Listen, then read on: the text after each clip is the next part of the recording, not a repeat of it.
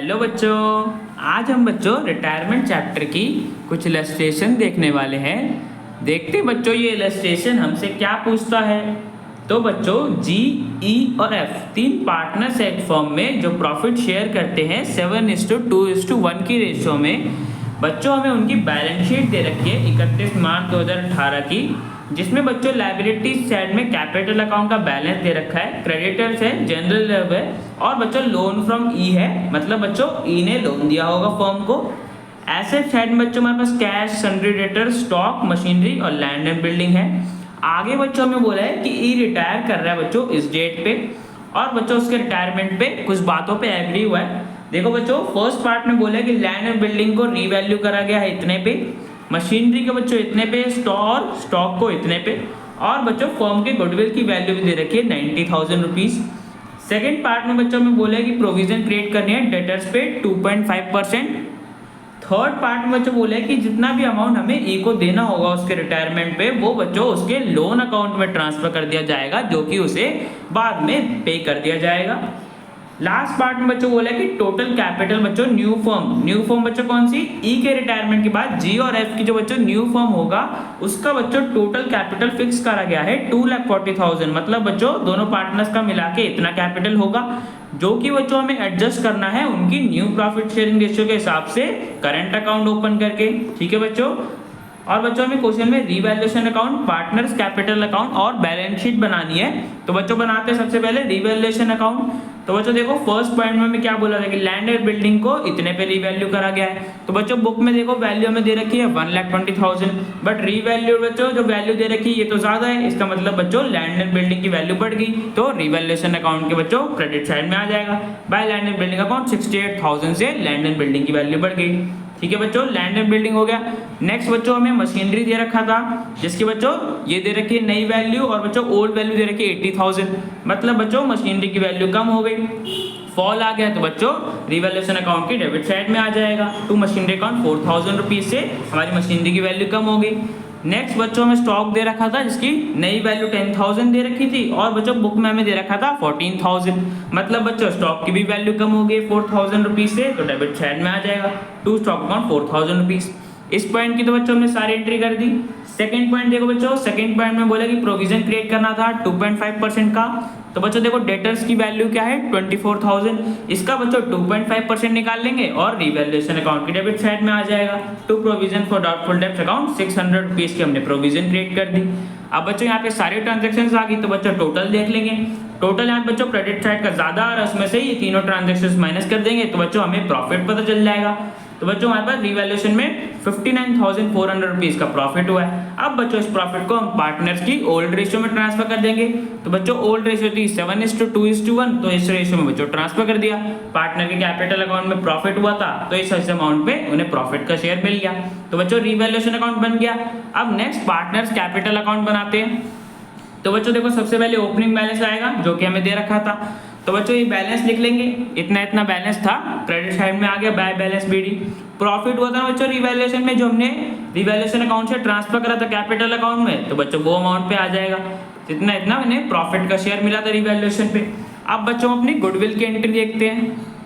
तो बच्चों देखो गुडविल की वैल्यू दे रखी है 90,000।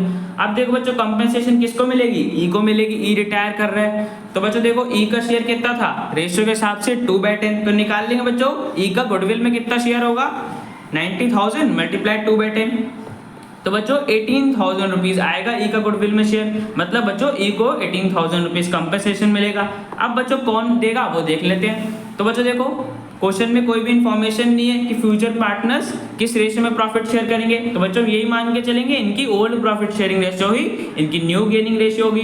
ठीक है बच्चों, न्यू प्रॉफिट शेयरिंग रेशियो भी होगी और गेनिंग रेशियो भी होगी। तो बच्चों देखो जी और एफ हमारे मेरे रिमेनिंग पार्टनर्स हैं, उनका बच्चों ओल्ड प्रॉफिट शेयर क्या है 7:1, मतलब बच्चों इनकी न्यू रेशियो भी यही होगी और गेनिंग रेशियो भी होगी। तो बच्चों हमें गेनिंग रेशियो पता चल गई, जी और एफ ने बच्चों गेन करा होगा ई का शेयर 7:1 की रेशियो में, तो इसी रेशियो में बच्चों कंपेंसेशन भी देंगे ई को। तो बच्चों निकालेंगे 18,000 को हमने 7:1 की रेशियो में डिवाइड कर दिया, तो बच्चों हमें पता चल गया कि जी इतना देगा, एफ इतना देगा। ठीक है बच्चों, तो यहाँ पे बच्चों हमने गुडविल की एंट्री पास कर देंगे। अब ई को बच्चों 18,000 रुपीज कंपेंसेशन मिलेगा, कौन देगा, जी देगा और एफ देगा। जी बच्चों इतना देगा, एफ और इतना देगा। ठीक है बच्चों, दोनों पार्टनर्स का हमें पता चल गया। तो बच्चों कर देते हैं एंट्री पास। तो बच्चों देखो सबसे पहले ई के कैपिटल अकाउंट की क्रेडिट साइड में आ जाएगा, जी इतना देगा 7:1 की रेशियो के हिसाब से, और एफ बच्चों इतना देगा, ये आ गया। अब देखो बच्चों ई को कंपेंसेशन मिल गई उसके सैक्रिफाइस के लिए, एफ और जी ने तो बच्चों पे करा है ई को, तो बच्चों उनके कैपिटल अकाउंट को हमें डेबिट करना होगा, उन्होंने बच्चों पे करा है ना, तो टू ई इज कैपिटल उन्होंने कंपेंसेशन दिया है, तो जी और एफ के कैपिटल अकाउंट की बच्चों डेबिट साइड में आ जाएगा, जी ने इतना दिया था, एफ ने इतना दिया था। तो बच्चों यहाँ पे हमने गुडविल की एडजस्टमेंट कर दी। नेक्स्ट अब बच्चों देखो हमारे पास बैलेंस शीट में जनरल रिजर्व था, इसको बच्चों में डिस्ट्रीब्यूट करना पड़ेगा। 40,000 का है, ओल्ड रेशियो 7:2:1 थी, तो बच्चों इस रेशियो में डिस्ट्रीब्यूट कर देंगे, तो इतने अमाउंट बच्चों जनरल रिजर्व का पार्टनर्स को मिल जाएगा। अब देखो बच्चों हमने प्रॉफिट, गुडविल, रिजर्व सबकी बच्चों एंट्री पास कर दी। अब बच्चों देख लेते हैं हमें ई को बच्चों रिटायरमेंट पे कितना देना है। तो बच्चों देखो ई को प्रॉफिट, रिजर्व, इनकी बच्चों गुडविल के साथ साथ एक और आइटम मिलनी है, वो क्या है बच्चों, लोन फ्रॉम ई। तो बच्चों देखो ई ने फर्म को लोन दिया होगा, तो बच्चों ई को फर्म लोन वापस पे भी तो करेगी ना, 60,000 का है, तो बच्चों रिटायरमेंट पे ये लोन का पैसा भी ई को मिलना चाहिए वापस, तो हम इसके कैपिटल अकाउंट की क्रेडिट साइड में लिख देंगे लोन फ्रॉम ई। ठीक है बच्चों, बाय इज लोन अकाउंट आ जाएगा, 60,000 रुपीज उसे लोन के भी मिलेंगे, बिकॉज अब तो वो रिटायर कर रहा है, तो 60,000 भी मिलेंगे। टोटल देख लेंगे बच्चों, टोटल ई को कितने मिलेंगे, तो बच्चों टोटल हमारे पास इतना आएगा, जो कि हम उसके लोन अकाउंट में ट्रांसफर कर देंगे, बिकॉज हमें क्वेश्चन में बोला हुआ था जितना भी अमाउंट उसे देना है हम उसके लोन अकाउंट में ट्रांसफर करना है। तो बच्चों डेबिट साइड में आ जाएगा, टू इज लोन अकाउंट, इतना पैसा उसे देना था, तो वो उसके लोन अकाउंट में ट्रांसफर कर दिया। ठीक है बच्चों, ई का हो गया बच्चों सेटल। अब बच्चों जी और एफ का देख लेते हैं। तो बच्चों जी और एफ के लिए हमें कैपिटल एडजस्टमेंट करनी थी, जो कि हमें क्वेश्चन में बोला होता कि न्यू फर्म का टोटल कैपिटल 2,40,000 है, इसको बच्चों हमें एडजस्ट करना है पार्टनर्स की न्यू प्रॉफिट शेयरिंग रेशियो में। तो बच्चों मैंने क्या बताया था, जो गेयरिंग रेशियो है वही उनकी न्यू प्रॉफिट शेयरिंग रेशियो है। तो बच्चों जी और एफ की न्यू प्रॉफिट शेयरिंग रेशियो क्या होगी, 7:1। तो बच्चों ये 2,40,000 का बच्चों टोटल कैपिटल हमें जो दे रखा है नई फर्म का, इसको बच्चों हम डिवाइड कर देंगे, जी और एफ की नई प्रॉफिट शेयरिंग रेशियो क्या है, 7:1। तो बच्चों इस रेशियो में डिवाइड कर दिया तो हमें कैपिटल का अमाउंट पता चल गया। तो बच्चों देखो जी का नया कैपिटल हो गया 2,10,000 और एफ का बच्चों नया कैपिटल हो गया 30,000।